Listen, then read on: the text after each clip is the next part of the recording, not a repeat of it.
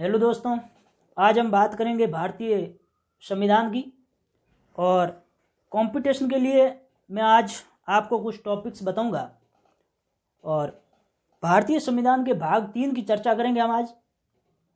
भाग 3 यानी मूल अधिकारों के बारे में, जिसमें अनुच्छेद 12 से लगाकर 35 तक। सबसे पहले ये जानने की जरूरत होती है कि मूल अधिकार का उल्लंघन होने पर हम किसके खिलाफ हाई कोर्ट और सुप्रीम कोर्ट जा सकते हैं। और हाई कोर्ट और सुप्रीम कोर्ट आप आर्टिकल 32 के तहत सुप्रीम कोर्ट जाते हैं और आर्टिकल 226 के तहत हाई कोर्ट जा सकते हैं। मूल अधिकारों का उल्लंघन होने पर आप राज्य के विरुद्ध हाई कोर्ट और सुप्रीम कोर्ट जा सकते हैं। तो जब राज्य के विरुद्ध आप मूल अधिकारों का उल्लंघन होने पर जा सकते हैं, तो सबसे पहले जानना यह जरूरी है कि हम राज्य किसे कहेंगे। राज्य की परिभाषा में कौन कौन शामिल है। ज्यादातर यही कंफ्यूजन करता है कि हम स्टेट कहते ही किसे हैं। स्टेट की परिभाषा अगर हमें समझ में आ जाए तो हमें मूल अधिकार समझ में आने में कोई ज्यादा बड़ी दिक्कत नहीं है। आज हम आर्टिकल 12 की बात करेंगे, जिसमें राज्य की परिभाषा दी गई है। और आर्टिकल 36 में भी राज्य की परिभाषा दी गई है। लेकिन 36 में यह कहा गया है कि जो 12 में जो राज्य की परिभाषा है वही 36 में मान ली जाएगी, यानी वही रहेगी। और जो 36 की जो परिभाषा है वह नीति निर्देशक तत्वों के लिए है। और आर्टिकल जो 12 में जो परिभाषा दी गई है वह मूल अधिकारों के लिए दी गई है। और राज्य की जो परिभाषा डिफाइन की गई है वह स्टेट की जो परिभाषा है वह आर्टिकल 12 में ही बताई गई। आज हम सबसे पहले आर्टिकल 12 के बारे में बात करेंगे। स्टेट किसे कहते हैं। राज्य में सबसे पहले संसद और भारत सरकार, पहली परिभाषा यह है स्टेट। दूसरा, राज्य विधानमंडल या राज्य सरकार। और तीसरा है स्थानीय स्वशासन। अब जैसे आप कह सकते हैं भारत सरकार, राजस्थान सरकार, दो तो हो गए। तीसरा स्थानीय स्वशासन आता है, जिसका मतलब होता है नगर निगम, नगर पालिका, ग्राम पंचायत, जो लोकल्स बॉडीज होती हैं वह। ये तीन परिभाषा तो हर किसी में समझ में आ जाती है और क्लियर लिखी हुई है। 4 नंबर जो परिभाषा दे रखी है क्लॉज आर्टिकल 12 के, वो है अन्य प्राधिकारी। और सबसे इंपॉर्टेंट प्रश्न यह है कि अन्य प्राधिकारी में कौन आएंगे। अन्य प्राधिकारी में मैं आपको बता दूं कि कोई इसका फिक्स मापदंड नहीं है, लेकिन सुप्रीम कोर्ट ने कई केसेसों के माध्यम से यह बताने की कोशिश की कि राज्य की परिभाषा अन्य प्राधिकारी में कौन कौन शामिल है। अगर वो अन्य प्राधिकारी में शामिल है तो स्टेट है, क्योंकि मूल अधिकारों का उल्लंघन होने पर आप प्राइवेट व्यक्ति के खिलाफ हाईकोर्ट और सुप्रीम कोर्ट नहीं जा सकते। जाना तो आपको स्टेट के खिलाफ ही। और जब स्टेट की परिभाषा में डिफाइन कर रखी है, जिसमें 3 तो अपन को समझ में आती है, 4 नंबर वाली अन्य प्राधिकारी समझने की कोशिश करते हैं।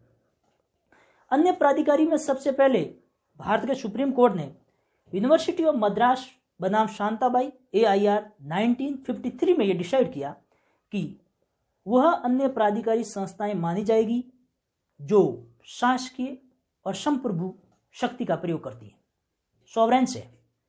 लेकिन सुप्रीम कोर्ट ने इस केस को आगे जाकर इलेक्ट्रिसिटी बोर्ड राजस्थान बनाम मदन लाल केस 1967 में पलटते हुए कहा कि ऐसी संस्थाएं जिनका सृजन यानी क्रिएट, निर्माण भारत की संसद ने किया है या किसी कानून के द्वारा हुआ है, उसके लिए जरूरी नहीं है कि वो शासकीय या संप्रभु शक्तियों का प्रयोग करे। बस इतना बहुत है कि उसका सृजन किया गया है वो बाय एक्ट के द्वारा किया गया हो। उसके बाद सुप्रीम कोर्ट ने कुछ मापदंड भी बताए, जिसमें PN भगवती ने भी कुछ मापदंड गिनाए, जिसमें कहा कि यह फिक्स तो नहीं है, लेकिन हम इस मापदंडों के अनुसार बता सकते हैं कि वह अन्य प्राधिकारी में आते हैं या नहीं। जिसमें सबसे पहले यह कहा है कि जिस संस्था का आपने सृजन किया है, जो इंस्टीट्यूट जो आपने बनाया है, उसका उद्देश्य क्या है, पर्पज क्या है। अगर पर्पज उसका पब्लिक हित के लिए, लोग इंटरेस्ट के लिए है, पहला। दूसरा, उस संस्था पर नियंत्रण स्टेट गवर्नमेंट या सेंट्रल गवर्नमेंट का होना चाहिए। तीसरी बात, ऐसी संस्था जिसका शेयर पर नियंत्रण सरकार का हो। और 4 नंबर बात इसमें यह बताई कि ऐसी संस्था के लिए क्या सरकार ने कोई विभाग निगम को दिया है। यानी ये चीज़ें अगर तय हो जाती हैं कि इन संस्थाओं का इनका उद्देश्य हमारे पब्लिक इंटरेस्ट के लिए है, जिस पर सरकार का नियंत्रण है, जो पूर्ण रूप से नियंत्रण रख रही है, या उस पर सरकार ने कोई अपना विभाग उनको आवंटित किया है निगम को, या उस जो शेयर राशि है जिनका पूरा भार खर्च जो उठाती है वह सरकार उठाती है, तो हम उसको अन्य प्राधिकारी मानेंगे। और अन्य प्राधिकारी मान लेंगे तो इसका मतलब उनके खिलाफ हम हाई कोर्ट और सुप्रीम कोर्ट जा सकते हैं। यूनिवर्सिटी अन्य प्राधिकारी मानती हैं। LIC जो भारतीय जीवन बीमा कंपनी है, या सरकारी तेल कंपनियां, ये सब चीज़ें अन्य प्राधिकारी में सम्मिलित की गई है और इनके खिलाफ हम हाईकोर्ट और सुप्रीम कोर्ट जा सकते हैं। अब प्रश्न ये उठता है कि क्या न्यायपालिका भी राज्य की परिभाषा में आती है। तो मैं आपको बता दूं, जुडिशरी के बारे में कोई स्टेट की परिभाषा में इंक्लूड नहीं किया गया है, लेकिन एक केस आया था जिसका नाम था AR अंतुले बनाम RS नायक, जिस केस में 1988 में सुप्रीम कोर्ट ने कहा कि आर्टिकल 12 की स्टेट की परिभाषा में न्यायपालिका को भी सम्मिलित किया जा सकता है, लेकिन ऐसा हुआ नहीं है और न्यायपालिका स्टेट की परिभाषा में सम्मिलित नहीं है। अब एक प्रश्न और है कि क्या जैसे कलेक्टर, SDM, जिनके पास अर्ध न्यायिक पद होते हैं, जो दोनों काम देखते हैं, प्रशासनिक का भी देखते हैं और न्यायिक कार्य भी देखते हैं, तो क्या उनके खिलाफ हम हाईकोर्ट और सुप्रीम कोर्ट जा सकते हैं?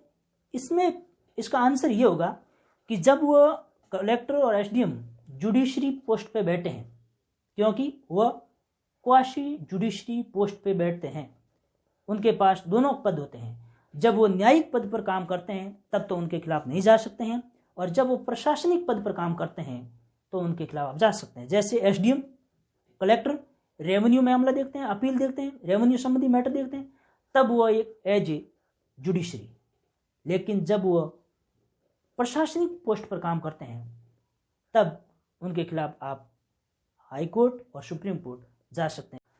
और अभी हमने इस वीडियो के माध्यम से स्टेट की परिभाषा को डिफाइन करने की कोशिश की, और नेक्स्ट वीडियो में मूल अधिकारों के निलंबन की बात करूंगा कि ऐसी कौन कौन सी स्थितियां होती हैं जिसमें मूल अधिकारों को सस्पेंस या निलंबित किए जा सकते हैं। और अगर आपको वीडियो देखने के बाद कोई प्रश्न दिमाग में चलता हो तो आप कमेंट के माध्यम से पूछ सकते हैं। धन्यवाद।